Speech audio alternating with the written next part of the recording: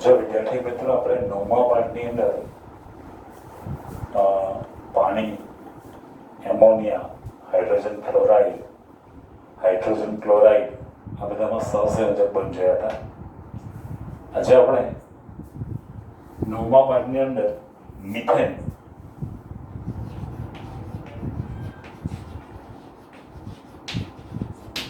મિથેનના અણુમાં સહસંયોજક બન જોવાનું છે.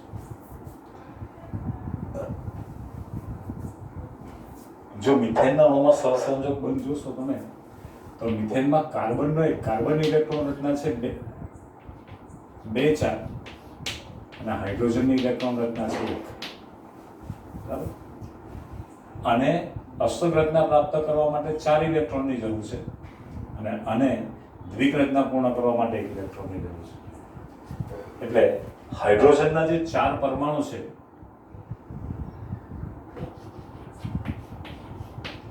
જે એક જ સંયોજકતા ઇલેક્ટ્રોન ધરાવે એ કાર્બનના 4 સંયોજકતા ઇલેક્ટ્રોન 1 2 3 અને 4. બરાબર. એની સાથે કરશે એટલે હવે તમને આ ખ્યાલ આવી જશે. કાર્બન 1 2 3 અને 4. સમજી લો આ હાઇડ્રોજનનો પરમાણુ છે, એનો એક ઇલેક્ટ્રોન છે. એની પાસેથી ઇલેક્ટ્રોન મેળવી અને દ્વિક રચના. આ બીજો હાઇડ્રોજનનો પરમાણુ છે, એની પાસેથી 1 ઇલેક્ટ્રોન મેળવી દ્વિક રચના. આ ત્રીજો હાઇડ્રોજનનો પરમાણુ છે,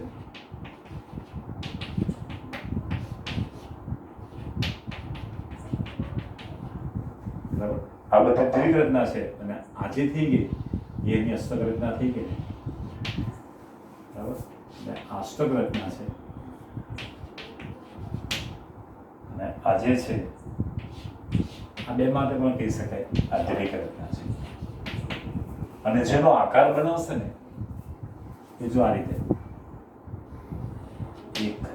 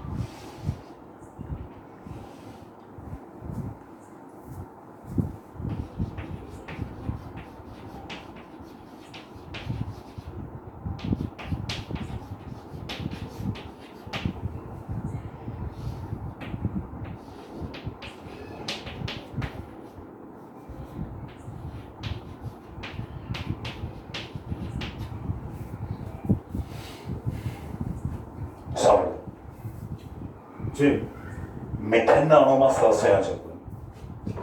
મિથેનના અણુમાં કાર્બનનો 1 અને હાઇડ્રોજનના 4 પરમાણુ રહેલા છે. કાર્બનની ઇલેક્ટ્રોન રચના 2 4 છે, જેથી તેને તેની નજીકના નિષ્ક્રિય વાયુ તત્વ નિયોન જેવી અષ્ટક રચના પ્રાપ્ત કરવા માટે 4 ઇલેક્ટ્રોનની જરૂર છે.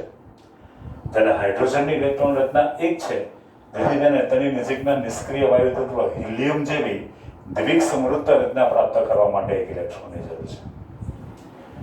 તેથી મિથેનના અણુમાં કાર્બનનો પરમાણુ હાઇડ્રોજનના 4 પરમાણુ સાથે, તેથી મિથેનના અણુમાં કાર્બનનો પરમાણુ હાઇડ્રોજનના 4 પરમાણુ સાથે એક એમ કુલ 4 ઇલેક્ટ્રોન યુગ્મની ભાગીદારી કરી હાઇડ્રોજનના પરમાણુઓ દ્વિક સમૃદ્ધ રચના અને કાર્બનનો પરમાણુ અષ્ટક રચના પ્રાપ્ત કરી એક સહસંયોજક બંધ વડે જોડાઈને સમચતુષ્ફલકીય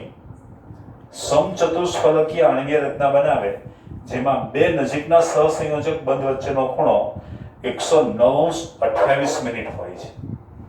શું ફરી એકવાર?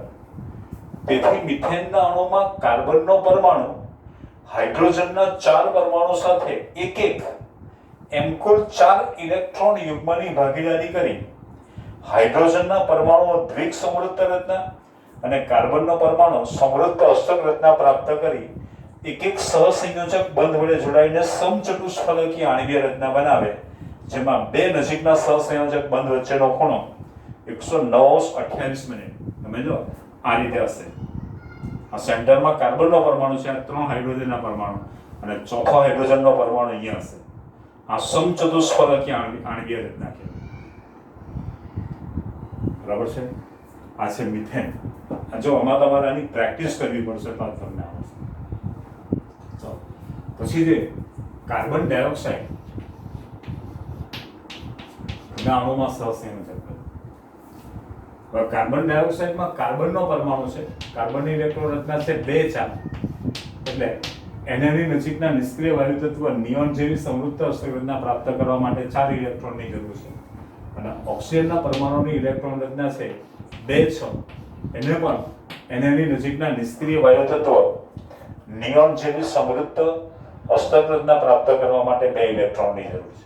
એટલે કોઈને ઇલેક્ટ્રોન આપશે નહીં, એટલે ઇલેક્ટ્રોન યુગ્મની ભાગીદારી કરે. ચલો, કાર્બનના 4 સંયોજકતા ઇલેક્ટ્રોન છે, 2 2 4 વત્તા ઓક્સિજન એના 6 સંયોજકતા ઇલેક્ટ્રોન છે. હવે તમે જો આ 6 માંથી હું 2 આ કાર્બનને આપી દઉં, આપણે અલગ રીતે.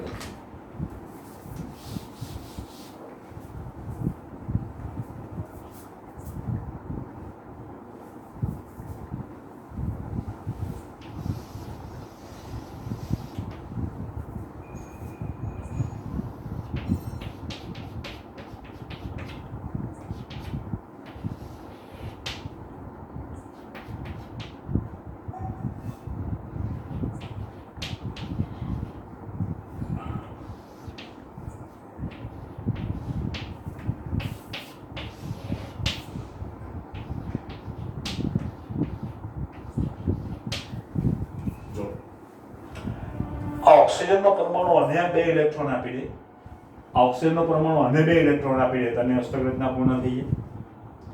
બરાબર છે? ત્યારે ઓક્સિજન છે એ આ કાર્બન પાસેથી 2 લે એટલે અનાથ થાય, અને આની પાસે આ જે છે એ આની પાસેથી આ 2 લે અનાથ થઈ જાય ને. એટલે જો આનું જે ઇલેક્ટ્રોન યુગ્મનું ભાગીદારી છે, બરાબર ધ્યાન રાખી છે.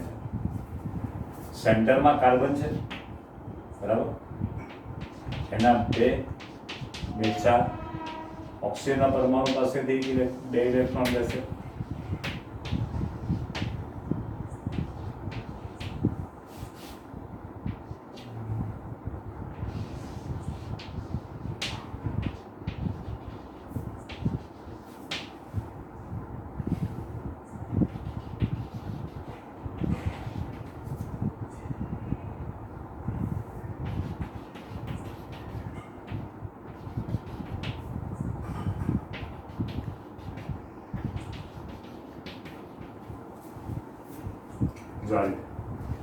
કાર્બનનો પરમાણુ બંને ઓક્સિજનના પરમાણુ સાથે 2 ઇલેક્ટ્રોન યુગ્મની ભાગીદારી કરે. આની સાથે પણ 2 અને આની સાથે પણ 2. અહીંયા 2 ઇલેક્ટ્રોન યુગ્મની એમ કુલ 4 ઇલેક્ટ્રોન યુગ્મની ભાગીદારી થાય.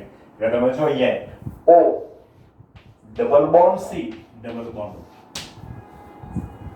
બરાબર, એટલે CO.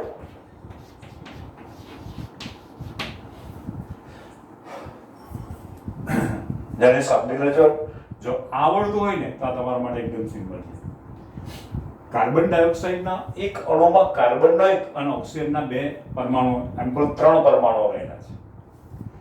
કાર્બનની ઇલેક્ટ્રોન રચના, કાર્બન પરમાણુની ઇલેક્ટ્રોન રચના 2 4 હોવાથી તેને તેની નજીકના નિષ્ક્રિય વાયુ તત્વ નિયોન જેવી સમૃદ્ધ અષ્ટક રચના પ્રાપ્ત કરવા માટે 4 ઇલેક્ટ્રોનની જરૂર છે.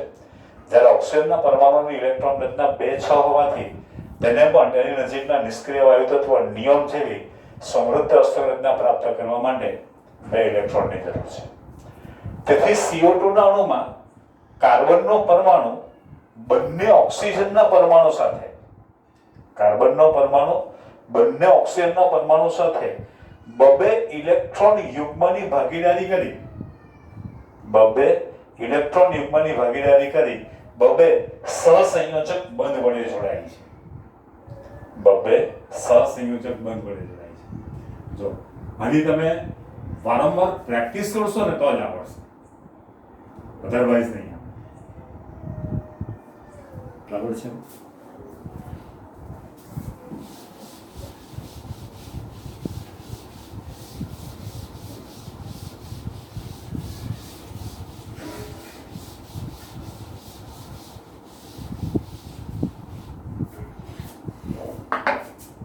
હવે છે સલ્ફર અણુ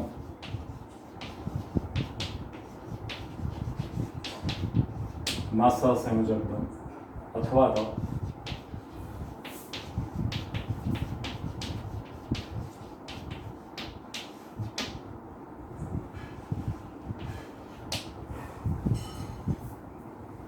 એસિડ અથવા સલ્ફર અણુ અથવા ઓક્ટોસલ્ફરની અંદર આપણે સહસંયોજક બંધ જોવાના છે. સ્વાભાવિક છે કે એસિડની અંદર સલ્ફરના પરમાણુ ઇલેક્ટ્રોન રચના 2 8 6 પરમાણુ ક્રમાંક 16 છે ને, એટલે એની નજીકના નિષ્ક્રિય વાયુ તત્વ જેવી સમૃદ્ધ અષ્ટક રચના પ્રાપ્ત કરવા માટે 2 ઇલેક્ટ્રોનની જરૂર છે. બોલો આપણે ખાલી 3 પરમાણુને ગોઠવવાનો પ્રયત્ન કરીએ, પછી આપણે 8 ગોઠવીશું. સમજી લો, હું 3 સલ્ફરના પરમાણુ લઉં, પછી આપણે 8 ને ગોઠવીશું. બરાબર? હવે જો આને જો મારે જોડવું હોય તો બધા પાસે 6 સંયોજકતા ઇલેક્ટ્રોન છે. બરાબર? 2 2 4 2 2 4 2 2 4. ચાલો, એક ઇલેક્ટ્રોન આને આપી દો. જોજો, આનો એક ઇલેક્ટ્રોન છે અને આનો એક ઇલેક્ટ્રોન છે. બરાબર? તો આની વચ્ચે એક ઇલેક્ટ્રોન યુગ્મની ભાગીદારી થઈ. બરાબર? એ રીતે એક ઇલેક્ટ્રોન આનો છે, એક ઇલેક્ટ્રોન આ પણ થઈ જાય ને. બરાબર? એટલે કહેવાનો ઇન્ટેન્સ એવો છે, 6 માંથી આની પાસે જે 6 ઇલેક્ટ્રોન છે એમાંના 2 2 4 એક બીજા સલ્ફરને આપીએ, આ એક બીજા સલ્ફરના પરમાણુને આપીએ.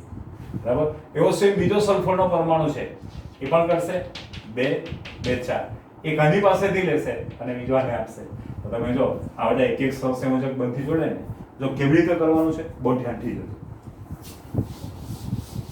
હું સલ્ફરના પેલા 8 પરમાણુને ગોઠવી દઉં.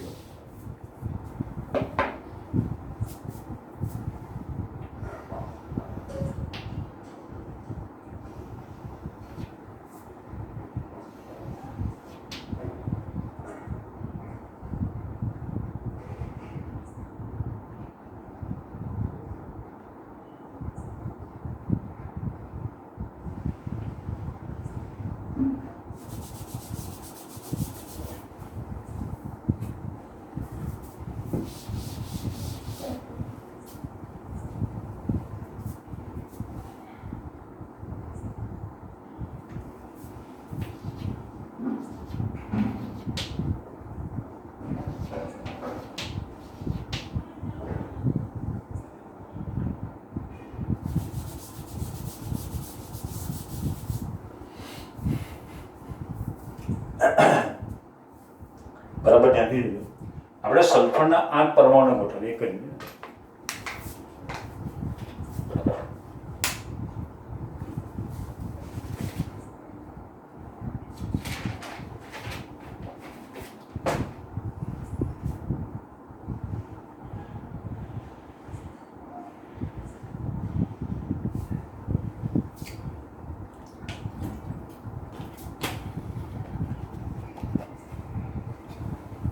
જો બબ્બેના જોડકામાં રહેવાના.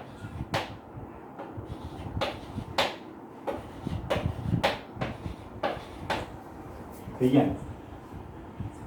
8 પરમાણુ છે અને બબ્બેના જોડકામાં લઈ લેવાના. જો કેવી રીતે બરાબર છાંટી દીધું.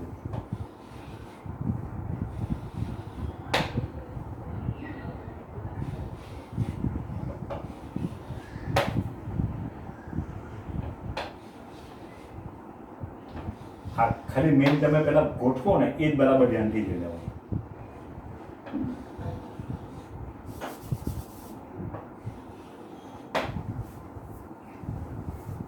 જોઈ લીધું? ચલો, બધા વચ્ચે દરેક પાસે 6 ઇલેક્ટ્રોન છે. એટલે જો હું પહેલા આ બંને વચ્ચે એક ઇલેક્ટ્રોન યુગ્મની ભાગીદારી બતાવી.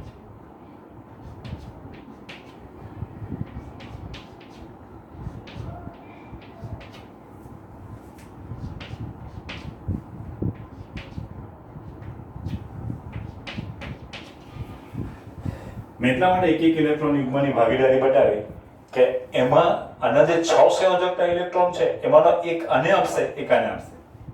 બરાબર? હવે આના 6 હોય તો સમજી લો 2 2 4, પાંચમો અહીંયા છે, છઠ્ઠો અહીંયા છે. એ રીતે આના 2 2 4, પાંચમો અહીંયા છે, છઠ્ઠો અહીંયા છે. 2 2 4, 2 2 4, 2 2 4.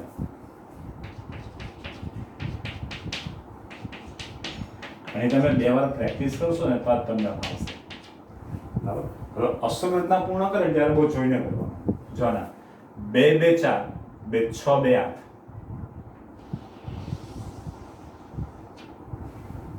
આના જુઓ 2 2 4, 2 6 2 8.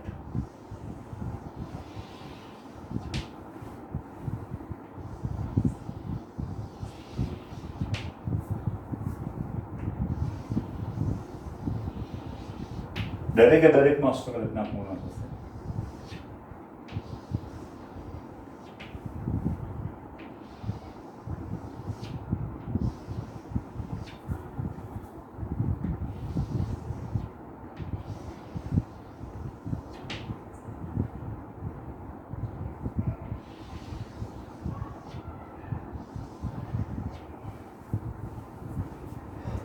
જો સલ્ફરનો દરેક પરમાણુ અન્ય સલ્ફરના પરમાણુ સાથે એક ઇલેક્ટ્રોન યુગ્મની ભાગીદારી કરે એટલે એક સહસંયોજક બંધ વડે જોડાય.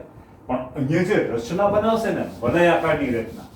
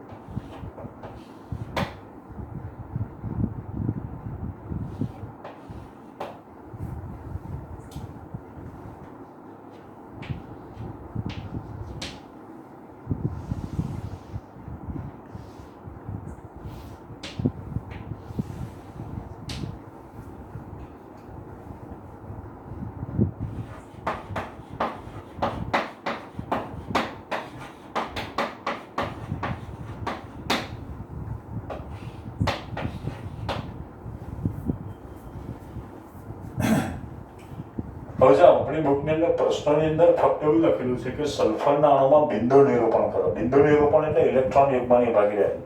પણ આપણે એને આખો વિસ્તૃત ક્વેશ્ચન તરીકે જોઈ લેવાનું. જો ઓક્ટા સલ્ફરની અંદર સહસંયોજક બંધ અથવા તો સલ્ફરના અણુમાં સહસંયોજક બંધ એસિડની અંદર સલ્ફરના એક અણુની અંદર સલ્ફરના 8 પરમાણુઓ રહેલા છે. સલ્ફરના પરમાણુની ઇલેક્ટ્રોન રચના 2 8 6 હોવાથી તેને તેની નજીકના નિષ્ક્રિય વાયુ તત્વ જેવી સમૃદ્ધ તેની નજીકના નિષ્ક્રિય વાયુ તત્વ આર્ગોન જેવી સમૃદ્ધ અસ્ત્ર રચના પ્રાપ્ત કરવા માટે 2 ઇલેક્ટ્રોનની જરૂર છે. તેથી સલ્ફરના અણુમાં સલ્ફરના દરેક પરમાણુ અન્ય પરમાણુઓ સાથે એક ઇલેક્ટ્રોન યુગ્મની ભાગીદારી કરી એક એમ કુલ 8 1 2 3 4 5 6 7 ને 8 ફરી વાર તેથી સલ્ફરના અણુમાં સલ્ફરના દરેક પરમાણુ અન્ય પરમાણુઓ સાથે એક એમ કુલ 8 ઇલેક્ટ્રોન યુગ્મની ભાગીદારી કરી એક સહસંયોજક બંધ વડે જોડાઈને વલયાકારની આણ્વીય રચના બનાવે છે. આપણે જે ચા પીવાની પ્લેટ આવે ને એ પ્લેટને તમે આમ ખાંચી નાખો, આ રીતે 108 ના એંગલમાં કાપી નાખો તો તમે જોશો આવો આકાર મળશે. બજારની અંદર એસ્ટ્રે છે એ આ આકારમાં હોય છે. વલયાકારની આણ્વીય રચના બનાવે જેમાં બે નજીકના સહસંયોજક બંધ વચ્ચેનો ખૂણો થીટા બરાબર કેટલો હોય છે? 108 તો એકવાર છેલ્લો વાક્ય સાંભળો. તેથી સલ્ફરના અણુમાં સલ્ફરનો દરેક પરમાણુ અન્ય પરમાણુ સાથે એક એમ કુલ 8 ઇલેક્ટ્રોન યુગ્મની ભાગીદારી કરી એક સહસંયોજક બંધ વડે જોડાઈને વલયાકારની આણ્વીય રચના બનાવે જેમાં બે નજીકના સહસંયોજક બંધ વચ્ચેનો ખૂણો 108 હોય છે. જો આપણે સલ્ફરના આ જે સહસંયોજક બંધ છે એ આપણે કેટલા અણુની અંદર સમજીએ, બરાબર? ચોપડીના પૂરતા મર્યાદિત છે એટલા નથી, મેં બીજા બહારના પણ લીધા છે, પણ દરેકે દરેક તમારે એની પ્રેક્ટિસ કરશો ને તો જ તમને આવડશે, અધરવાઇઝ નહીં. બરાબર? આજે આપણે એક નવો ટોપિક જોવાનો છે, અપરૂપો.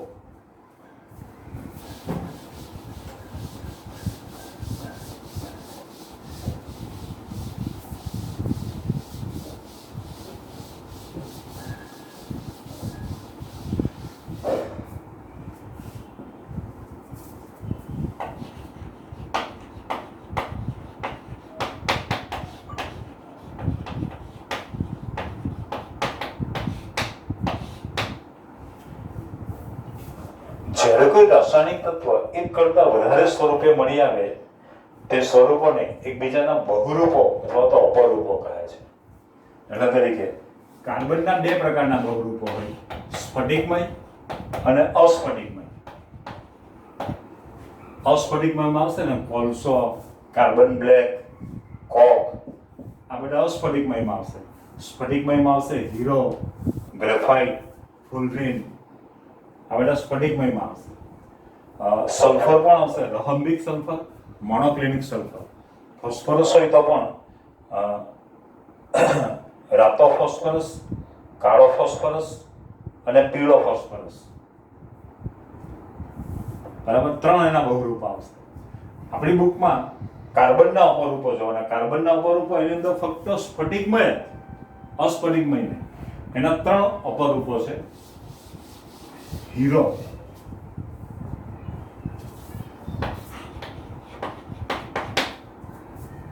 ગ્રેફાઇટ અને ફુલરીન. ઘણા ફુલેરીન પણ કે કોઈ પણ રીતે ચાલશે. હીરાની સ્ફટિકમય રચનામાં કાર્બનનો દરેક પરમાણુ અન્ય 4 પરમાણુ સાથે સહસંયોજક બંધ વડે જોડાય. તમે જો એની રચના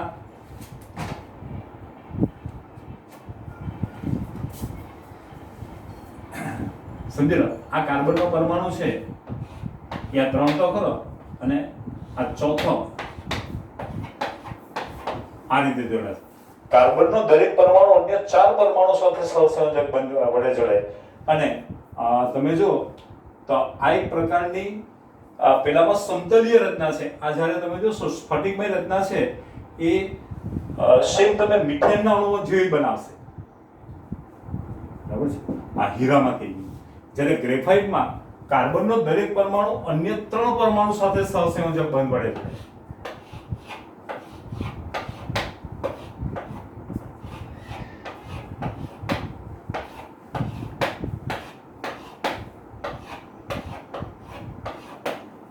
અને ષટકોણીય જાળીદાર રચના બનાવે જે પૈકી એક દ્વિબંધ હોય. આ જે 3 સહસંયોજક બંધ છે એમાંનો એક છે દ્વિબંધ હોય, એટલે આ કાર્બનની સંયોજકતા જળવાઈ રહેશે. બરાબર? હવે કાર્બનનો દરેક પરમાણુ અન્ય 4 પરમાણુ સાથે જોડાય, આમાં 3 પરમાણુ સાથે જોડાય, ષટકોણીય જાળીદાર રચના બનાવે. જ્યારે સમચતુષ્ફલકીય રચના બનાવે. બરાબર? આની જે ડેન્સિટી છે, એની ઘનતા છે એ 3.5 એટલે કે 3.51 ગ્રામ પ્રતિ સેન્ટીમીટર ક્યુબ. ગ્રામ પ્રતિ સેન્ટીમીટર ક્યુબ. જ્યારે આની ડેન્સિટી છે 2.22 ગ્રામ પ્રતિ સેન્ટીમીટર ક્યુબ. પછી આનો નિરપેક્ષ વક્રી ભવનાંક